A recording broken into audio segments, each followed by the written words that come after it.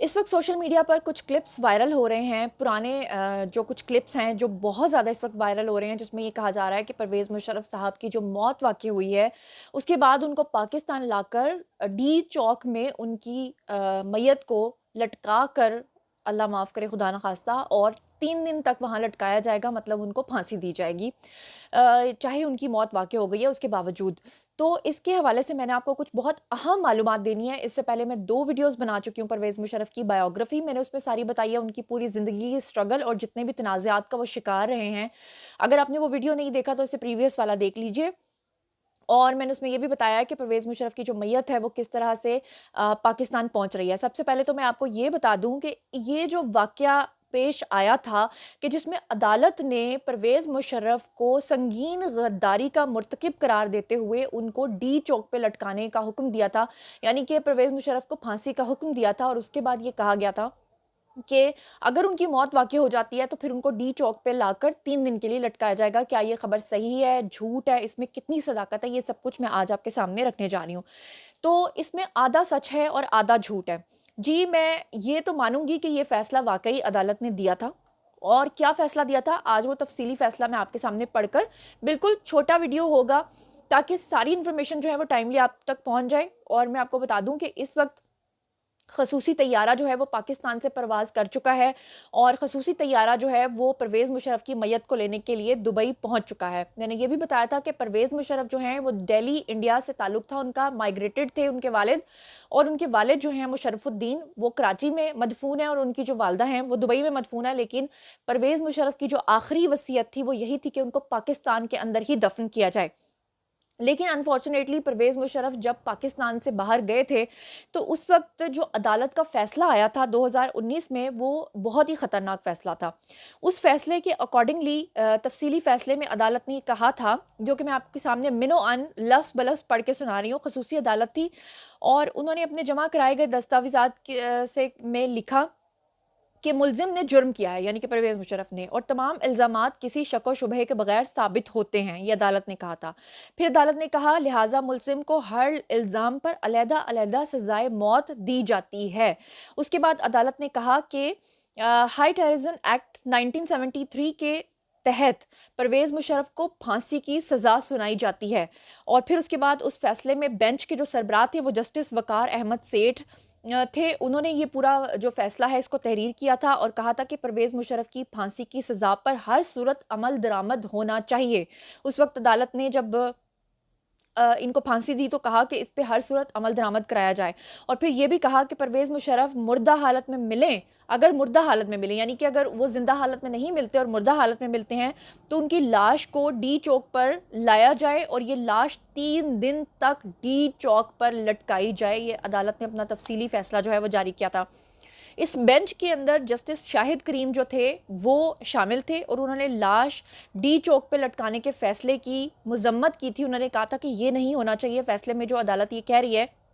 اس کے وہ خلاف ہیں۔ پھر اس کے بعد جسٹس نذیر اکبر نے فیصلہ جو ہے اس سے اختلاف کرتے ہوئے پرویز مشرف کو بعد میں بری کر دیا تھا۔ 2 ججز کی اکثریت سے جو کیے گئے فیصلے تھے اس میں کہا گیا کہ ملزم کو ہر الزام میں علیحدہ علیحدہ سزائے موت دی جاتی ہے، اور ساتھ میں کہا گیا کہ عدالت نے قانون نافذ کرنے والے اداروں کو مشرف کو گرفتار کرنے کا حکم دیتے ہوئے جسٹس وقار سیٹھ جو ہیں انہوں نے جو لکھا تھا فیصلہ، اس میں انہوں نے کہا تھا کہ پھانسی پر عمل درآمد سے قبل، یہ سب سے امپورٹنٹ پیراگراف ہے، یہ ذرا سنیے گا۔ جسٹس وقار سیٹھ نے یہ کہا تھا کہ اگر پرویز مشرف جو ہیں وہ زندہ حالت میں گرفتار نہیں ہوتے اور پھانسی پر نہیں چڑھتے اور پتہ چلتا ہے کہ ان کی موت واقع ہو گئی ہے تو ان کو پھر ڈی چوک میں لایا جائے گا، اور 3 دن تک ان کی لاش کو وہاں پر لٹکایا جائے گا۔ اچھا جی، یہ جو اس وقت کلپس ہیں وہ پورے سوشل میڈیا پر روٹیٹ ہو رہے ہیں، ہر جگہ پہ وائرل ہو رہے ہیں، اور یہ ریومر پھیلائی جا رہی ہے کہ پرویز مشرف کی میت کو کیونکہ پاکستان لایا جا رہا ہے تو اس کا مطلب ہے کہ خدا نخواستہ ڈی چوک میں ان کی لاش کو 3 دن کے لیے لٹکایا جائے گا۔ تو یہ سراسر غلط بات اس لیے ہے کہ وہی عدالت جس عدالت نے یہ فیصلہ سنایا تھا بعد میں وہ عدالت غیر آئینی جو ہے وہ قرار دی گئی تھی، اور مشرف صاحب کو سنگین غداری کیس میں جو خصوصی عدالت نے فیصلہ سنایا تھا اس میں اس کو ہائی کورٹ کے اندر چیلنج کر دیا گیا تھا، اور 86 صفحات پہ مشتمل درخواست دی گئی تھی پرویز مشرف کے وکیل کی طرف سے، جن کا نام ایڈوکیٹ اظہر صدیق تھا، اور انہوں نے 86 صفحات پہ مشتمل جو درخواست لکھی تھی، اس میں انہوں نے کہا تھا کہ جو پرویز مشرف کو سزائے موت سنانے والی عدالت ہے اس کو غیر آئینی قرار دیا جائے، جسے کہ بعد میں غیر آئینی قرار دے دیا گیا تھا۔ اسی درخواست کے اندر یہ کہا گیا تھا کہ خصوصی عدالت نے جو فیصلہ کیا ہے، یعنی جو پرویز مشرف کے خلاف جو اس طرح کا فیصلہ دیا ہے، معذرت، اس میں کہا تھا کہ اس کی جو بے ضابطگیاں ہیں اور یہ متضاد بیانات کا ایک مرکب ہے، اور ساتھ میں کہا گیا تھا کہ ایسا محسوس ہوتا ہے کہ خصوصی عدالت کی سربراہی کرنے والے جج نے فیصلے میں ایسی اصطلاحات استعمال کی ہیں جو ان کی ذاتی وابستگی، تعصب، بدگمانی، عداوت، بغض، مس کنڈکٹ اور اختیارات کا غیر قانونی اور نامناسب استعمال ہے، لہٰذا غیر مدبرانہ اور حلف سے روگردانی کا یہ غماز ہے پورا فیصلہ۔ لہٰذا آپ کو میں یہ بتاتی چلوں کہ وہ لوگ جو اللہ معاف کرے کہ اس وقت ایک مرے ہوئے شخص کی میت کے اوپر بھی سیاست کر رہے ہیں، اس طرح کے کلپس کو وائرل کر رہے ہیں، ان کو شرم آنی چاہیے۔ جو یہ سمجھ رہے ہیں کہ خدا نخواستہ پرویز مشرف کی میت یا ڈیڈ باڈی ابھی آئے گی اور ان کو خدا نخواستہ ڈی چوک پہ 3 دن کے لیے لٹکا دیا جائے گا، تو آپ خدا کا کچھ خوف کریں۔ سوشل میڈیا پہ وائرل ہونے کے اور بہت زیادہ طریقے ہیں، برائے مہربانی اس طرح کی چیزوں کو مت کریں۔ اگر آپ آدھا سچ بول رہے ہیں تو آدھا جھوٹ بھی مت بولیے، آدھا سچ بتا کے آدھا جھوٹ، اور آدھا سچ اور آدھا جھوٹ جو آپ مکس کر رہے ہیں نا، وہ مت کریں برائے مہربانی، کیونکہ یہ فیصلہ جو ہے یہ آیا ضرور تھا، لیکن یہ فیصلہ جو ہے کل عدم قرار ہو گیا تھا۔ اور اب باری ہے جی آپ لوگوں کی، کہتے ہیں کہ جب کوئی دنیا سے چلا جاتا ہے تو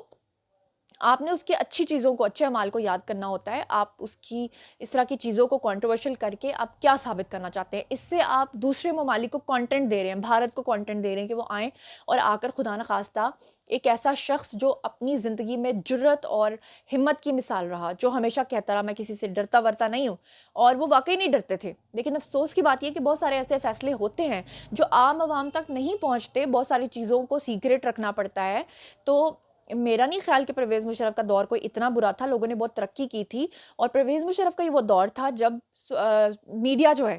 وہ اتنا عام ہوا تھا کہ ہر شخص کے ہاتھ میں موبائل فون آ گیا تھا اور میڈیا کو آزادی ملی تھی بولنے کی۔ بہرحال اب باری ہے آپ لوگوں کی، آئیے کامنٹ سیکشن میں بتائیے کہ آپ لوگ کیا سوچتے ہیں، یہ جو کلپس وائرل ہو رہے ہیں اس کے بارے میں آپ کا کیا سوچنا اور سمجھنا ہے۔ میں پرسنلی آپ کو جواب دوں گی۔ مزید خبریں، ولاگز، انٹرویوز اور سیاسی تجزیے جاننے کے لیے میرے ساتھ کنیکٹڈ رہنا ہرگز مت بھولیے گا۔ چینل کو سبسکرائب کر لیجیے گا۔ اپنا بہت خیال رکھیے گا۔ اللہ نے کے بان۔